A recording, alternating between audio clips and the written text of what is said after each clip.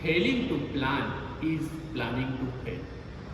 The National Financial Reporting Authority, राष्ट्रीय वित्तीय reporting प्राधिकरण के पावर्स, ड्यूटीज, क्या क्या दिक्कतें फाइनेंशियल रिपोर्टिंग में इंडिया में जनरेट हो रही है, क्या क्या गलतियाँ ढूंढने के लिए या फिर मार्गदर्शन देने के लिए या पॉलिसी रिलेटेड चीज़ों को सलाह सूचन और विचार विमर्श करके गवर्नमेंट को एक नई पॉलिसी, एक बेहतर फाइनेंशियल रिपोर्टिंग मॉडल बनाने के लिए मददरूप होने के लिए दिस प्राधिकरण वॉज इन्वेंटेड इन 2018।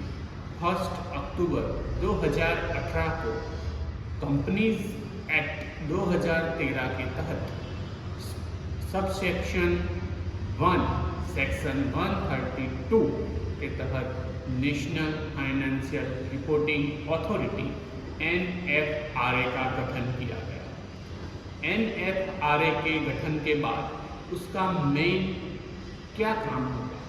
सबसे पहले जो लेखांकन पॉलिसी है, जो अकाउंटेंट ऑडिटिंग, जो पॉलिसी एंड प्रिपरेशन जो फाइनेंशियल स्टेटमेंट के हो रहे हैं, वो स्टेक होल्डर के इंटरेस्ट को ध्यान में रखते हुए proper implementation of the facts and the ideology of the accounting and auditing policies must be implemented और नॉट। उसके साथ साथ ही गवर्नमेंट को और जो भी वो लेखांकन बना रहे हैं उनको मार्गदर्शन एवं उसको सुधार के लिए जो भी टीका या टिप्पणी देने का, और साथ साथ में अगर कोई गलती करता है तो उसे पेनलाइज या फिर बैन करने का भी पावर गवर्नमेंट ने उसे दिया है।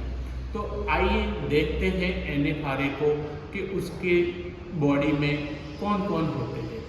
उसमें एक चेयरमैन होता है, जो चेयरमैन एक्सपर्ट होना चाहिए in the field of finance, taxation and auditing. वो कोई भी ऑडिट फर्म के साथ डायरेक्टली जुड़ा हुआ नहीं होना चाहिए। आजकल जो प्रोफेशनल ऑडिट कर रहे हैं उनकी जो भी गतिविधियां है, जो फाइनेंशियल रिपोर्ट मतलब ऑडिट रिपोर्ट में आ रही है, उसमें उन्होंने कोई पर ऐसा पॉइंट है जिस पर बहुत बेहतर तरीके से रिपोर्टिंग नहीं किया है, तो उनको मार्गदर्शन एवं गाइडेंस देने का काम NFRA का है। उसका जो चेयरमैन होगा, उसके साथ सपोर्टिंग में 15 लोग एज अ मेंबर जो भी अलग अलग फील्ड के एक्सपर्ट होंगे वो उनके साथ जुड़ेंगे। आज NFRA को कौन कौन से मेजर एक्ट्स है जिसके स्टेक होल्डर का ध्यान रखना है? Banking regulation act, companies act, LLP act और साथ साथ में इंश्योरेंस एक्ट और सेबी और RBI जैसी जो गवर्नमेंट बॉडीज है उसको रिकमेंडेशन एंड सजेशन प्रोवाइड करना भी NFRA की एक ड्यूटी बनती है। NFRA का मेजर कार्य क्या रहता है और अब तक की उसकी कार्यप्रणाली क्या रही है?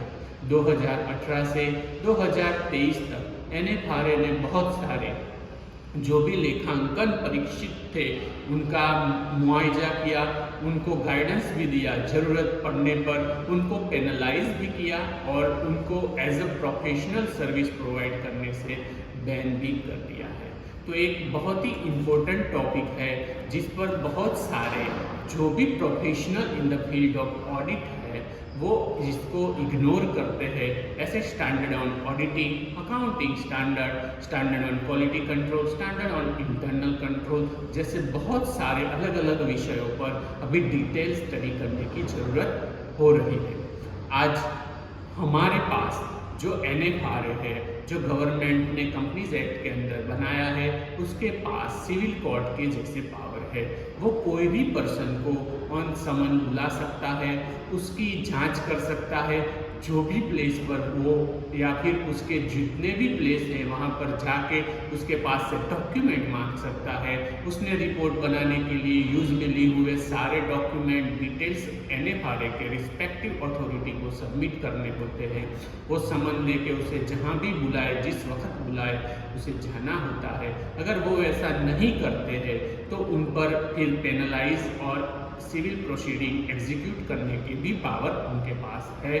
वो पावर टू ऑर्डर रखते हैं। उसमें जो भी प्रोफेशनल मिसकंडक्ट पकड़ी जाती है वो फिर जो हमने बताए वो act, companies act, LLP act, insurance act, banking regulation act या फिर चार्टर्ड अकाउंटेंसी एक्ट में कोई भी एक्ट में कोई भी गलती पकड़ी जा रही है या फिर स्टैंडर्ड ऑन ऑडिटिंग और अकाउंटिंग स्टैंडर्ड के पूरे न्याय के साथ बनाए गए लेखांकन परीक्षण नहीं सबमिट हुए हैं, तो ऐसी सिचुएशन में वो प्रोफेशनल को 6 मास से लेके 10 साल तक उनकी प्रोफेशनल सर्विस से बर्खास्त करने का या फिर मिनिमम 10-20 लाख या फिर 5 times of the professional charges reimbursement जो उन्होंने एज अ फी चार्ज किया है वो पेनल्टी के तौर पर उन्हें लगा सकते हैं। रिसेंट में बहुत सारे ऑडिटिंग प्रोफेशनल पर ये केस हुआ है। हम आगे के एपिसोड में भी देखेंगे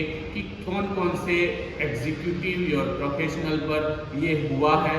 डायरेक्टर के साथ साथ प्रोफेशनल जो ऑडिट कर रहे हैं उनकी भी क्या जवाबदारी बनती है। ये सारी चीज़ें हम आगे के वीडियोस में देखेंगे।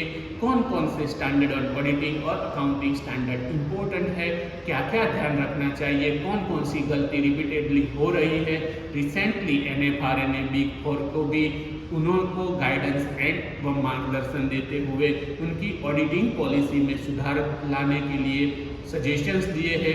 ये सब कुछ डिटेल आने वाले वीडियोस में हम